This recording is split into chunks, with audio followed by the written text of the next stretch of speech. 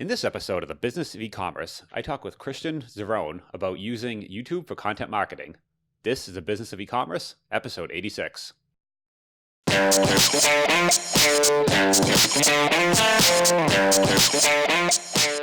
Today's episode is sponsored by Drip.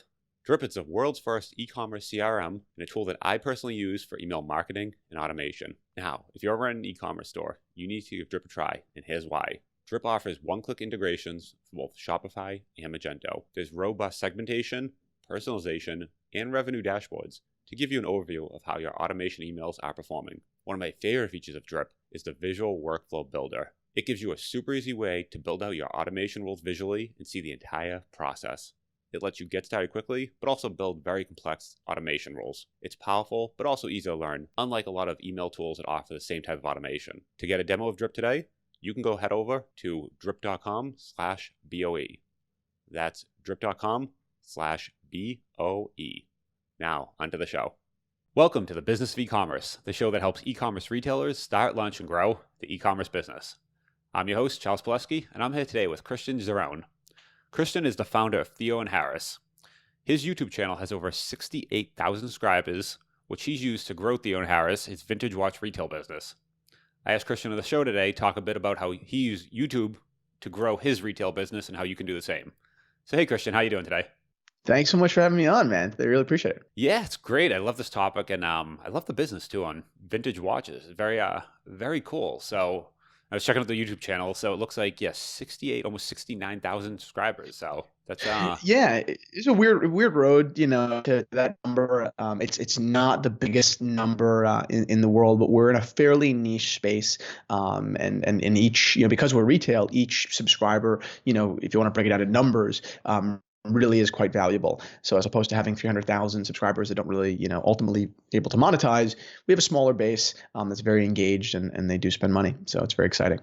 Yeah, I'm guessing your average cart value is much higher than the average, t-shirt retailer at this point, right? Oh yeah, I mean we do. The average card is probably $2,800, Yep. and then probably rising. We're kind of going upscale a little bit more and expanding our inventory. So you're getting a lot of $10,000 sales and things like that. Yep. So, for everyone not watching the video, he has a Rolex sign in back of him, and I can. And a Rolex on the wrist. And you're wearing the Rolex. So, I guess Yeah. actually to start off, Theo and Harris, vintage watches. What kind of people who aren't into that? Why do people buy vintage watches? People who aren't into that hobby. Yeah, it's a good question. It's the same kind of itch that you find in any kind of collecting, community. A passion for history, a passion for education. There's so much to learn. There's so much to know. Even when you've been studying for decades, you still know that you don't know. So it's just fun. That can manifest itself in so many other things. I know people that collect car keys, car fob keys. I know people that collect all different kinds of light bulbs. It's so bizarre. Watches are a little bit more mainstream than those things, but still in the grand scheme of luxury items, a little obscure. But it's a very engaged community. Yeah, it seems like there's certain people who have a luxury watch for I don't know how you say it, to show off your luxury watch, and other people more For like sure. collectors. Do you kind of see that? Yeah, and that collector community is growing, but you're absolutely right. The mass market is more interested in what does this watch tell the people around me. Usually about my worth.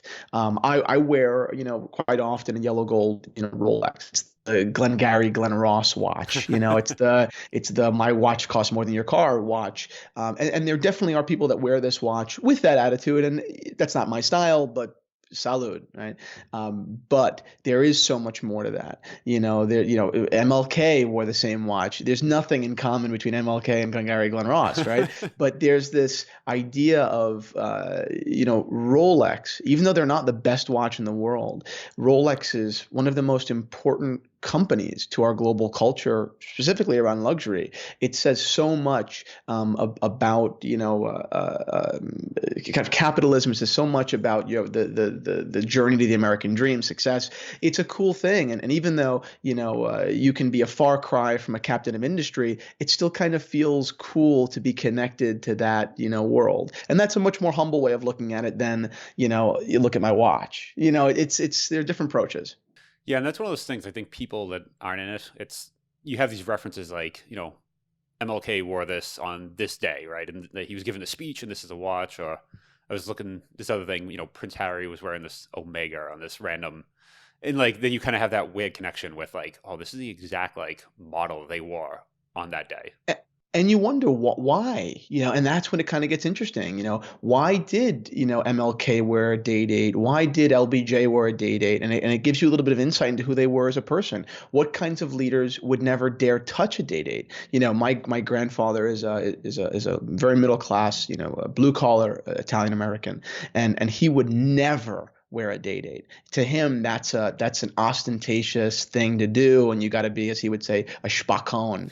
He would wear just a little gold watch on a little leather strap. So that's interesting. It tells you so much about the wearer, and if you're into digging in, into things like that and learning about people, their choice of watch definitely is relevant. Yeah, very cool. So, did you start the retail business first? There's no brick and mortar. It's all e-commerce. But did you start that first? No brick and mortar. Did you started the retail business while I was in college. That was February of 2015. So we incorporated on December 31st, February 13. We launched, and it's been, I suppose, 4.5-ish years since. So that's the way it started with retail of very inexpensive watches at the time. And then how did you actually start? Like, when did the YouTube channel become a thing? Yeah, the YouTube channel only became a thing because I'm a big fan of that guy Gary Vaynerchuk, and you've heard of him. He's a YouTube entrepreneur or whatever. And I grew up in the town next to where he grew up, and I kind of grew up in his entrepreneurship shadow. So one day I got to meet him, and the great piece of advice that he gave me was to find the white space, right? Find what other people aren't doing in your space. Where can you fit in? Where can you capitalize others aren't playing, and do that. It took a little while. I didn't immediately say YouTube, but I knew that other people around me, my dad being one, said, maybe you're not the best on camera, meaning me, but you can start to practice, and no one else in your business is doing it. No one else in your industry. So take a shot. Maybe you'll get better at it. In fact, you almost surely will. So I just took a shot. That was about 6 or 8 months into the business. So YouTube was kind of an afterthought. Yeah, it's one of those things too where if you wait to the point to get started with it until you're actually good, you probably waited too long and left money on the table, right? Like 100%. You probably should be bad day one, because it means you just started, you started when you should. You did it. Yeah, you did it. Yep, and everyone that does it, you look back at the first episode of this, and the editing wasn't good, the lighting was a lot of things weren't good, but it's all reps and sets, right? You get better at it over time. 100%. Yeah. So then how did you start actually growing that audience, and how do you use that audience to actually promote the business? Because you got to be a little careful there too. You don't want to just. Yeah. Yeah. And I've definitely done it the wrong way. And we have got 850 videos, so we made 1,000 mistakes. There's a large percentage of our early videos that you say, wow, you didn't really finesse that very well, or wow, the sales pitch wasn't subtle. But ultimately, over the course of the last 4 years on YouTube, we had the entire impression, if you look at it holistically, is, wow, Christian and the Theo and Harris team, there's Anna, my dad's even on the channel sometimes, and a bunch of other people, they genuinely are passionate about watches. They are family oriented. They're a small business. They're quite informed, and they want to bring us, one, community, meaning all the people that are watching can now engage, and two, free content. So ultimately, what you're ending up with is a really, really positive, impression on the internet. That being said, have we missed opportunities? Of course. I mean, I just called a big, meeting just 2 days ago with my team and said, hey guys, we've been focusing on advertising in the last 2 months, 3 months. It's great. We've built a really good advertising business. It's going to be tremendous. But we've let retail fall to the wayside, and this can't happen. So we've got to refocus. So there's absolutely been missed opportunities, but it's a net game. You have to just, form out, work, fix, and keep going. Because when you say an advertisement, you're talking advertising on the YouTube channel, right? Advertising all over, but predominantly on YouTube. I think that YouTube is just such a heavily engaged, space. Geez, I mean, the impact on YouTube for me is so much more than the impact on Instagram. So that's the space we focus on. Okay, so you've tried other channels and just YouTube kind of turns out. Yeah, Instagram is a great medium. We've got great success on it. We have like 64,000 followers. We've sold probably millions of dollars of watches through Instagram. That being said, it's hard in my space to differentiate on Instagram. Everyone in my space basically does the same thing because you're limited. You're posting photos. Hopefully, you're posting good photos that are received well, making a couple stories and moving on. But on YouTube, we're able to really add that character. We're able to really develop content, dedicate tens of thousands of dollars and thousands of hours, to producing content. And like I said, that's where we've been really able to differentiate.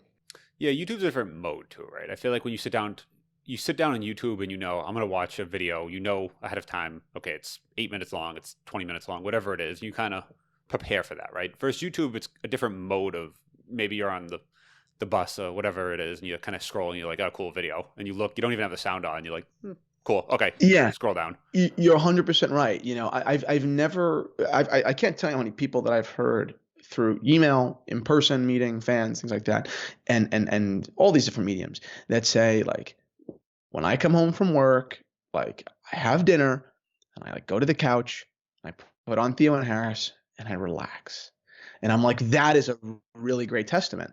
Whereas with Instagram, most you could possibly do is look at our Instagram page for what, maybe 90 seconds. You've seen everything already. How much more are you going to see? How long does it take to consume a photo? 5 seconds, 10 seconds. So even if I have 5 photos for you to consume, that's 50 seconds. Whereas with YouTube, I easily have you for, 3, 10 minutes a day on average. And that's maybe even low. And I feel like with your business too, there's an element of like trust, right? Where you're selling something first, it's used, and there's, I'm guessing, tons of fakes out there and that sort of thing. So you want to know kind of like who you're buying it from, and having that like voice and that face kind of means, okay, you start to build up a relationship with that person. You're like, all right, I can trust this person. You almost feel like you know them at that point. 100%. And that was one of the big drivers behind bringing my dad on the channel. He's a big wine guy. So now he comes on 1 to 2, 3 times a month and talks about, we'll talk about watches over a cool bottle of wine. And one of the great functions of that was, I get to introduce my fans, the audience, to my father. Right? I get to show a really positive relationship that humanizes the company, that makes the company feel like a family business, which is exactly what it is. But instead of hoping that, we basically tell you, and it feels comfortable. You would never look at a liquor run and feel like, nah, I don't trust these two shifty guys. No, you're like, wow, they're telling you about their family, they're telling you about their opinions, they're laughing, they're kind of embarrassing themselves. It makes it very clear that we're just not going to do anyone wrong. Well, and it kind of, like you said, it humanizes you, but makes you. People try to do this thing, right, where they want to start a business and they want to look like bigger than they really are, and that's like that goal. And we were talking before the show, and I was like, "Oh, so what's your title?" And because I looked on LinkedIn, I was getting ready, and it was director. And I kind of like how you were kind of positioning yourself as, a small business, and you didn't want to say Yeah. I'm the CEO, that sort of thing. I see a lot of Yeah. people do that, and like, unless you're running like General Electric, like, Yeah. slow down there. That's exactly how I feel. Yeah, The CEO is a really big title. I think you really need to earn it. I have legally been the CEO of my company from day one. That doesn't mean anything to me. I direct the company. I do yeah, my best to direct the company, and that's it. A good friend of mine who is a legitimate CEO, incredibly capable person who actually also calls himself a director, which is kind of funny, but he's a real CEO. He told me a story one time. He was on a Facebook group, and like a new Facebook group dedicated to watches, and the day that they launched, they all had titles. Who's the CMO? Who's the CEO? Who's the CFO? Basically, who checks the PayPal? That's the CFO. yeah. It was all these. So he was trolling them one night after a couple of glasses of wine, and he said, "Hey guys, I'm really interested in hearing your perspective from the C-suite." And they were like, who is this guy and what does he want? He's like, come on, this sounds silly. You're not a CMO. You know what a CMO is? It's a very serious position. This is a Facebook group. Yeah, and like people they want to always do this thing where they want to look bigger, and there's a benefit to not doing that, right? Of what you're doing of saying we are a small business, like you're buying from me, my dad, and here are the other folks here. And it's one of those things of okay, if you want to be buying a $10,000 plus watch, I'm guessing they get up there pretty quickly, and you kind of want to know like these are the people that are looking at it, and it's like literally knowing like oh it's Christian and he's going to look at this watch, tell me that it's legitimate, and that's the one I'm buying. And it's like his hands And going to be on God it. forbid something goes wrong. I mean, we're talking about watches here. Things Yep. do go wrong. They Yep. just do. God forbid something does. And that's just a thing you have to understand. You've got your back. Like, there's no shifty stuff. Like, it's okay. Like, we got it. We'll fix it. Done. No problem. When you're dealing in watches, or automobiles and things like that, unlike a piece of jewelry, like a regular, ring, a regular gold ring, nothing's going to go wrong, right? It is what it is. It's not going to break. It's just a ring, right? Yeah. But when you're talking about complex mechanical objects, you just are in a space that does need service, and it's very important that to have a relationship with someone that that you can trust, because things are eventually going to go wrong to one level or another. That can be a very small non-issue in 5 years from now, or that can be a catastrophic issue if you decide to take your new Rolex dress watch diving. It could be a host of things, but you want good people around you. Yep. Yeah. So then so let's say, after you've built up this channel, starts to get some momentum, how do you actually leverage that in the business? Like, because you want to produce content and you don't want to be selling too much, but you want to be selling. So like, what's that mix and how do you balance that tight line? Yeah, we've definitely, traveled the spectrum on that over the course of the last couple of years. We've definitely, the content at one point was absolutely in a space where it was much heavier sales oriented. It was, this is in the shop, this is what we sell, go buy it. Views were objectively lower, so we couldn't possibly sell an ad partnership, right? But it was driving sales. So we said, okay, let's be a more well-balanced company. Let's be a more mature company. Let's talk about larger topics. Let's not shove our products down people's throats, right? Let's just mention it, and let's get them interested. So our viewership and our following base and everything just expanded exponentially. So we went from 11,000 subscribers to 30, and 30 to 48, and 40, all the way up the scale. And of course, with that, while you're reaching more people, your sales pitch is a lot easier. It's a lot more restrained and conservative. So you are going to sacrifice conversion rates, but it's a bigger picture thing. So we grew. That's how we kind of grew that media opportunity. But retail definitely took a hit. But now we're basically right back on track. Okay, so that's an important note, right? Where you have to be okay and prepared for that, for the conversion rate to drop essentially. Because if you're just coming in aggressive with a sales pitch, you will have a better conversion rate. Like that's how it works. But if you come in less aggressive, you'll have a worse conversion rate, but you can raise the top of the funnel. Just like the raw number of viewers, more people watch, they'll watch 100%. longer, right? 100%. And I really wanted to, I never was really interested in being a watch dealer, right? I just never wanted to, in my business, in our market, most companies, probably all but one, they just sell watches. That's it. And if you don't have any good inventory, you can't sell watches and you move on. There's really nothing more than, you flip watches for a living. I always wanted to, own, in the words of Gary Vaynerchuk, own attention. It's much more, it's a much greater asset, right? Because when the watches are all gone, you still have attention, and you can still, create content, and you can still monetize in one way or another. I wanted to build a more mature company, a company that could withstand, different states of the market. What if there's a market correction in the next 2 years? Is it going to be a problem for me? A lot less than a lot of other people. A lot of people in my space are going to have a really big issue, right? A really big issue. But with our business, because we're well balanced, because we have a media, business, we'll be just fine, basically. I wanted to build something that we could actually sell as a company one day, not just, oh yeah, Christian sells watches, whatever. You know what I mean? Yeah. Well, I mean, you kind of control your destiny a little more at that point, right? Where it's not just going out and, you have this like one funnel of you have people that buy ads through Facebook all the time, and then ad prices go up and the business like just can't make money anymore profitably. So it's like Right. done at that point. But Which is crazy. Yeah. Doesn't that give anxiety? I've heard of people that they're spending tens of thousands even a month or even a week, and that is like their channel, and you realize like if that goes away, if anything happens, like it's all It's over. over. Yeah. Yeah, I knew. I didn't know her too well, but there was a girl at my alma mater. I had graduated, but she was still a senior, and she was selling like knockoff AirPods and making a ton of money. Drop ship right from Alibaba. I think she was like a college senior, and I think that she was putting in 20 or 30 grand a month in her pocket. It's a lot of money for a grown adult, nonetheless for a I don't know 21-year-old kid. And one of the professors reached out to me and said, hey, like this is really, really cool. You should talk to her, but like, please give some advice because I don't think she gets it. This isn't a real business. Like, this can go away in 2 seconds. If your Facebook, corrects their underpriced ads, it's all over. You have no brand equity. No one actually knows who they bought it from. It was just a Facebook ad. That's a problem. That's a problem. So again, do I feel bad? You're making 30 grand a month as a 21-year-old. No, I don't feel bad, but you should recognize that, pardon my French, but your shit does stink, and you got to correct that. Yeah, it's one of those things. You instead of building a business, you're exploiting like a momentary hole in the market, right?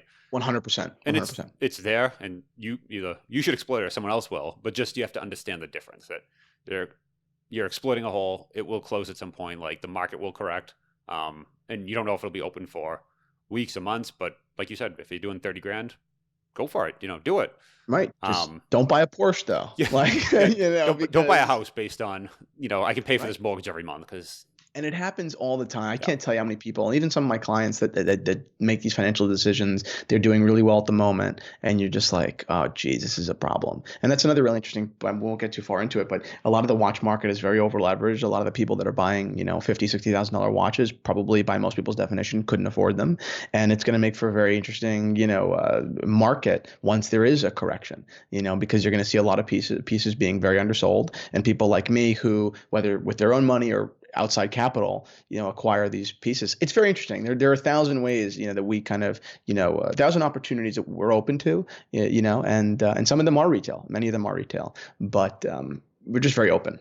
yeah, and that's a whole nother conversation on kind of I've I've heard about currently the Rolex market. You can't walk into a dealer and buy one, right? You have to get on a list, and it's like 6 months, and like you have to have a So it could be prior 2, 3 history. years. Yeah, so like Yeah. yeah, it seems like there's some if the market turned right now, there could be some issues there because there are folks buying them at retail and flipping them for more money, which seems like And not just more money, like 5 grand profit in 3 hours. yeah. So Like that's crazy. That's an obscene amount of money. yeah, so I feel like there's a lot of people doing this right now that could get in trouble if that corrects. But yeah, different topic there, I guess.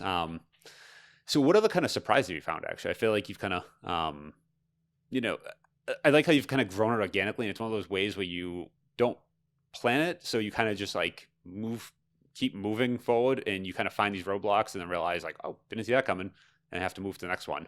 What kind of other surprises have you found? Yeah, one of the hard, monetizing our YouTube channel or our brand as a whole beyond retail into media is very difficult because, you're always tempted by, so one of the big things we wanted to do is we didn't want to just have a sponsor. We didn't just want to, say, and thank you to, Cuddy Sark for sponsoring today's video, because I said, that has a value, but if we can integrate an idea, a piece of content or a sponsor into the content, we could, in theory, charge another 10, 20, 30% for that same ad, for that same amount of space. So almost So like that a was kind of product, something that like a product placement almost, right? exactly right, product placement. And I was really, really interested in that. And I thought that it put us in a different level. It would increase our potential revenue exponentially.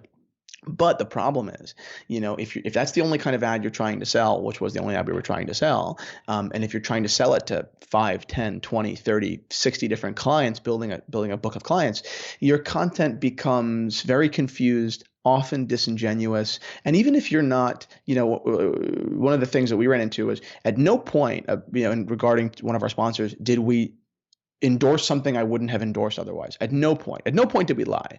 But I wouldn't have been necessarily talking about these things if we weren't being paid to talk about them. It's just not a topic that I would have brought up. So your audience sniffs that out immediately. So, in growing this ad business, we made 1,000 wrong turns. And none of them at any point hurt an audience member. At no point was this detrimental to anyone else but us on a certain level.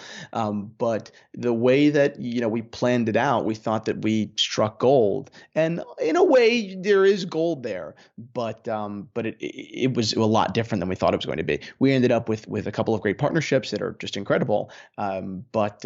But geez, the golden egg that I had thought was we were going to find just was not there, and that led to some pretty weird nights. Yeah, it's one of those things that you can only do so many of them, right? Because you're watching American Idol, and are they really all drinking Coca-Cola right now, or is that Coke just sitting like there's always a Coke in front of them, and you're like, are they drinking that? Because they all three of them are drinking the same drink. Right, right. And you can only do that so much before you basically like NASCAR, right? Where it's just like, Exactly right. And yeah, exactly, it's a really good it's a really good comparison. It's NASCAR. I mean, one of the great, I think, ads that I've seen. You ever watch the show Ray Donovan? yeah, oh yeah, So Ray Donovan, everyone important in Ray Donovan drives a Mercedes. If you're important, you drive a Benz, whether it's a CLS or a GL, whatever it is, you drive a Benz. And I said, like, wow, they've never once even referenced Mercedes Benz, not even once, right? But because they're showing it off, that's a really good means of advertisement. Then other shows have done it poorly. I watched Billions recently, and have you seen that show? oh yeah. So at one point, one of the characters was talking about a dating app. I forget the dating app was called like Rye or something like that, and it was totally unnatural. It made virtually no sense. But that Raya cut them a check for God knows how much money, and you feel like, okay, as the viewer, you're like, did I need that? That led nowhere. I don't feel positive about this. The Ray Donovan thing, I leave like, oh, Mercedes is cool. I like that car. I really want that. It's awesome. But then you leave the Raya ad, and you're like, that was stupid. What am I, an idiot? And when I go to evaluate that show to my friends, even if I don't bring that up, it's going to have an effect on my opinion. So this idea of forming the right kinds of ads has been very, very difficult. And we're certainly very young at it. We're pretty brand new to it. But we started doing it at a point that became pretty successful in retail. So we thought just for a second, like, oh, we're good at what we do. Like we'll be fine at this. We're going to kill it. And then you come to a realization pretty quickly. Wait, you got to practice this just like you had to practice everything else. How do you figure that out actually? Because even as as a content producer, one, but then even as a advertiser, like, how would you set that up correctly? Because you want someone with a large following or whatever, a podcast, to kind of mention, hey, I use this, but like you said, you need it to be natural, and not like Yep. when it's a commercial, when people are mentioning it. Because so what are some ways to do that? It's very hard. I think that the way that it ended up coming with us was an accident in many ways. I'm not like a big thinker. I never think about like the moonshots. It's just not where my brain goes. And that's what ended up happening. We ended up brokering, an advertising deal with a large authorized dealer of many, many brands, the most important watch brands basically in the world. And it was a super simple deal. They have access to the most important watches that are out there. They basically have access to all news source. So now we can develop content, not about them, but about all of the watches that everyone wants to hear about anyway. So everyone is thrilled that they get to hear about the watches they want to hear about.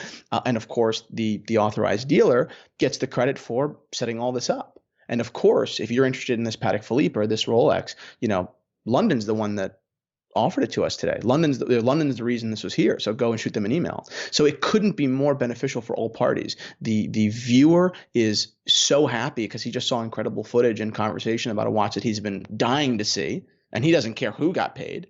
We have access to this incredible amount of content, so we're happy, and of course we're being paid. And London gets this amount of influx leads from all these people and a digital presence. So it's ad deals like that that really end up working. The unfortunate thing is that's kind of an anomaly. That wasn't something that I could have planned to build the business around. That's too moonshotty for me. So I was thinking about, much more achievable things and, much more, kind of foreseeable opportunities. And I just so happened to step into this, again, kind of by accident. But that's basically how it happened. Yeah, it's one of those things where you could probably try to fit in a number of different ways, but that like one hook, and then you could apply that same hook to many different authorized dealers, right? Because there's there's watches that like are very hard to get, but you can get them through that authorized dealer, and then they can sell them because you talked about. And people, there's a percentage of people who are going to want that after they see it, and you're going to say, hey, this authorized dealer has it. Go over there if you want, to learn more. 100%. And then you take it to the next level, and you don't want to just mention the name, but now you want to humanize those people and their story. London Jewelers, and I'm not being paid to talk about them on this channel. We're just happen to be talking about them. They probably won't even see this. I won't send it to them probably. It's too personal. But the truth is, they're like this incredible 92-year-old fourth generation company. The people that run the company are super, super cool. One of the directors, his name is Zach, is like this incredible watch geek. Like, he's so passionate about watches. His screensaver is like an old pocket watch. Like, he and I talk about watches for hours. So telling that story too is also very important. It's not just a matter of saying, wow, they have the best, they are the best, they have the best and most expensive products, but it's like, hey guys, like, Zach's actually really funny, like, and he's the one that's going to help you out with these watches. So what we're doing with them is the same thing that we did for our retail, introducing characters, real people, and they already exist. I already exist, but introducing the audience to them. And that's the fun part, and as long as it's honest, which it has to be, otherwise, everyone's going to know, it's an incredibly impactful, tactic. Yeah. And I feel like that's something that, this industry, it's older, right? Like, there's been around for hundreds of years. There's probably a way of doing things, but now you can kind of bring this new technology, this new way of doing things, and really change like some businesses significantly that haven't leveraged this. And it's all because you spent your time when you weren't being paid, in building trust and entertaining, and in building, a value, or I call it equity in like the hearts of your consumers.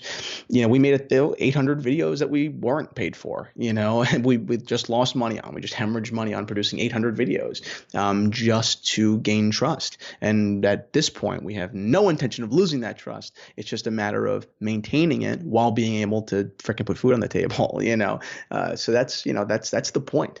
Yeah, and you can maintain it while being kind of respectful to the viewers, basically, at that point, right? So 100%. You're not trying to sell them, some, I don't even know, example watch that like wouldn't fit with the brand, right? Yeah, and those guys pay so well. Like the guys that you wouldn't talk about otherwise, they do pay well. There was definitely a list of brands that I blacklisted that I would never talk about, that they pay a fortune. Yep. You talk about them for one video, they'll give you $9,000. Yep. I mean, how do you not do it? Like, I chose not to because I knew the audience would just murder me, and I'd want to jump out of a window because the brands are so terrible. But it's true. I mean, not everyone has a retail business like I do, so not everyone has that constant, the revenue coming in. But that's very difficult if you're doing this in your bedroom as a passion, and someone offers you $9,000. You have to look at it big picture and say, I can't sell out because this is disingenuous. This will undermine my entire what I've worked for the past 6 months. But people are in financial situations which it's very, very hard to to turn down what very well may be 10 months rent. Yeah. Which is what often is the case when you're talking about YouTube content creators. It's not a very high barrier to entry. You can have a casual person, making videos. So how have you done that? Like, how have you been able to kind of turn away from that? Is it just because you've had the retail business, so you can kind of like each one supports Yeah, I the mean, next? I was never tempted, even for a second, to really, take money from a brand that I have negative opinions about. Never once. All the brands that we did partnerships with in the last couple of months, when we were doing partnerships with smaller brands, they were great brands. People were really great. The watches were great. They were affordable. They were usually sub $1,500, and they demonstrated a lot of great value. That's just not what my audience is used to hearing about. So even though it's really terrific stuff, it's just not their thing. It's like showing someone that's interested in watching The Sopranos, showing them anime. It could be the most incredible anime in the world. They're just not interested in it. Yeah. And so you know your audience, and that's the thing. You know your audience, you know what they like, you know what they don't like, and then that enables you to more closely target not just the YouTube but also the retail. So it's building this like whole ecosystem around that audience and what they like. And it's balance. I mean, it's so, and all the things I just said that was wrong with incorporating some of these smaller brands, we're not getting rid of it entirely. It just can only represent 10% of our content as opposed to 50. Yep. It's people, our audience still does occasionally want to hear about a great $700 watch, 100%, but not for 30 minutes a week. They just don't. Got it. So yeah, everyone wants to aspire to the Rolex or the what is it? Yeah, it's Petite? just more interesting news. Patek. It's just Yep. more There you go. interesting news. There's so much more to talk about. I mean, you're talking about hundreds of years of legacy. You're talking about hundreds of millions of dollars in research and development. It's fun to talk about the best. It's fun to hear about it, because even if you can never afford it, which is quite likely in the world, it's just it's just like a movie, it's just like whether it's aspiring or whether it's just escaping to this incredible art. Am I ever going to buy a Picasso? No, but hearing his story is really, really cool. Very cool. I like that. Cool. I think this was very helpful. Yeah, people need to kind of the concept of building the audience, either first or with the business, or just make it part of it is huge. And I think there's not enough people doing that. A lot of people do the basic thing where they try to build the business, they do some like cold launch, and they're always starting from like scratch, and it's like pushing this flywheel that's not moving yet, and they're constantly trying to push, and it's this very I don't know, this very hard way to get inertia when there's nothing behind, when there's no momentum behind it. But with what you can do is launch a new product, launch something new on the site, and you already have this built-in audience. You can kind of push at it, and Yep. it gives you this like Yep. immediate momentum that most folks don't have. And they'll thank you for it. This is they love it. They're so happy, and they should be happy. Yeah, yeah, very good. All right, I think that's super helpful. If people want to find more about you, kind of learn more about what you're working on, what can they do so? Yeah, so if you like watches and want to buy a watch, which I'm sure not so many of you do, but some of you watch geeks out there do, head on over to the Theo and Harris Watch Shop. We've got some really great stuff from Rolex and Cartier and all that stuff. But for I think the larger majority of you out there, check out some content. We've done some crazy stuff. I mean, even John Mayer is an incredible watch collector, and just a few weeks ago, I shared my thoughts on his whole collection. You would be blown away if you knew, one, how much money he spent on watches, and two, really how like intelligent and thoughtful he is. I had no idea. So the link to that video would be down below, I imagine, if you wouldn't mind. Yeah, we'll link to that in the show notes. So thank you very much for coming on. It was great chatting with you. Thanks so much, man.